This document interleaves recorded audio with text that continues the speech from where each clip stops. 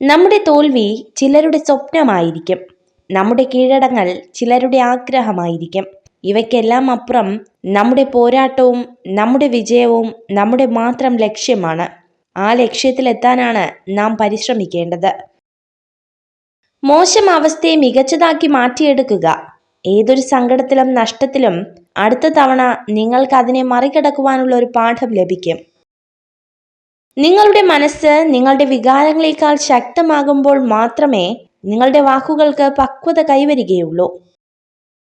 മനുഷ്യൻ നന്നാവണം. പ്രവൃത്തിയിലും വാക്കിലും വിചാരത്തിലും ശുദ്ധി വേണം. നിസ്വാർത്ഥമായ സേവനത്തിന് എപ്പോഴും ഈശ്വരാനുഗ്രഹം ഉണ്ടാകും. സ്നേഹം ഒരിക്കലും ചോദിച്ചു വാങ്ങുന്നതിലൂടെ ലഭ്യമാകുന്നില്ല. അത് ലഭിക്കുന്നത് നൽകുന്നതിലൂടെയാണ്. ജീവിതത്തിൽ ഒരാൾക്കെങ്കിലും പ്രതീക്ഷയാവാൻ കഴിഞ്ഞാൽ ജീവിതം ധന്യമാകും. വിനയമുള്ള വ്യക്തി ഒരിക്കലും ഒരു അഹങ്കാരിയാകില്ല. ജീവിത സാക്ഷാത്കാരത്തിന്റെ യഥാർത്ഥ ലക്ഷണമാണ് വിനയം. ലോകത്തിലെ ഏറ്റവും മികച്ച അധ്യാപകരാണ് ജീവിതവും സമയവും. ജീവിതം സമയം നന്നായി ഉപയോഗിക്കാൻ നമ്മെ പഠിപ്പിക്കുന്നു. സമയം നമ്മെ ജീവിതത്തിന്റെ മൂല്യം പഠിപ്പിക്കുന്നു.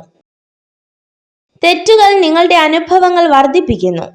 അനുഭവങ്ങൾ നിങ്ങളുടെ തെറ്റുകൾ കുറയ്ക്കുന്നു. നിങ്ങൾ നിങ്ങളുടെ തെറ്റുകളിൽ നിന്നും പഠിക്കുമ്പോൾ മറ്റുള്ളവർ നിങ്ങളുടെ വിജയത്തിൽ നിന്നും പഠിക്കാൻ തുടങ്ങും. സ്വന്തം കർമ്മപദങ്ങളിൽ സ്വയം വിമർശനം നടത്തി ഞാനെന്ന ഭാവത്തെ ജയിക്കാനായാൽ അത് നമുക്ക് സംസ്കാര സമ്പന്നമായ ജീവിതത്തിലേക്കുള്ള വാതിലുകൾ തുറന്നു തരും. ലക്ഷ്യമില്ലാതെ തൊടുത്തുന്ന അമ്പ് പോലെയാണ് ചിന്തിക്കാതെ പറയുന്ന വാക്കുകൾ. ആയുധം കൊണ്ട് മുറിയുന്നത് ശരീരമാണെങ്കിൽ വാക്കുകൾ കൊണ്ട് കീറി മുറിയുന്നത് മനസ്സായിരിക്കും. കുറ്റങ്ങളും കുറവുകളുമില്ലാത്ത മനുഷ്യരില്ല. സന്തോഷവും സങ്കടവുമില്ലാത്ത ജീവിതവും ഇല്ല. ഉള്ളത് എന്താണോ അതിൽ സന്തോഷം കണ്ടെത്തുക. അപ്പോൾ ജീവിതം സുന്ദരമായി മാറും. ആളുകളെയും വസ്തുക്കളെയും കുറിച്ചുള്ള മുൻധാരണ നിങ്ങളെ യാഥാർത്ഥ്യത്തിൽ നിന്നും അകറ്റി നിർത്തുന്നു. എല്ലാ മുൻധാരണകളും ഒടുവിൽ വലിയ തെറ്റിദ്ധാരണകളായേക്കാം. ആളുകൾ നിങ്ങളെക്കുറിച്ച് യഥാർത്ഥത്തിൽ എന്താണ് കരുതുന്നത് എന്ന് വാക്കുകളിലൂടെ പ്രകടിപ്പിക്കണമെന്നില്ല. കാത്തിരിക്കുക. അവസരം വരുമ്പോൾ അവരത് പ്രവൃത്തിയിലൂടെ നിങ്ങൾക്ക് മുന്നിൽ വെളിപ്പെടുത്തും. നിങ്ങൾ മറ്റൊരാളെക്കാളും ഉയർന്നവനാണെന്നോ താഴ്ന്നവനാണെന്നോ കരുതരുത്.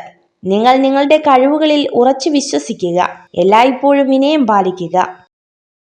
ഒരു സ്ത്രീക്ക് നിങ്ങളോട് പ്രണയമുണ്ടെങ്കിൽ അവൾ നിങ്ങളോട് സംസാരിക്കുമ്പോൾ ശിരസ് താഴ്ത്തി നിന്നുകൊണ്ട് സംസാരിക്കൂ.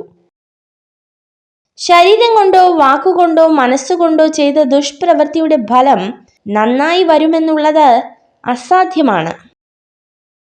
നിങ്ങൾ ഈ വീഡിയോ കണ്ടതിന് നന്ദി. ഇതുപോലുള്ള കൂടുതൽ വീഡിയോകൾക്കായി ചാനൽ സബ്സ്ക്രൈബ് ചെയ്യൂ.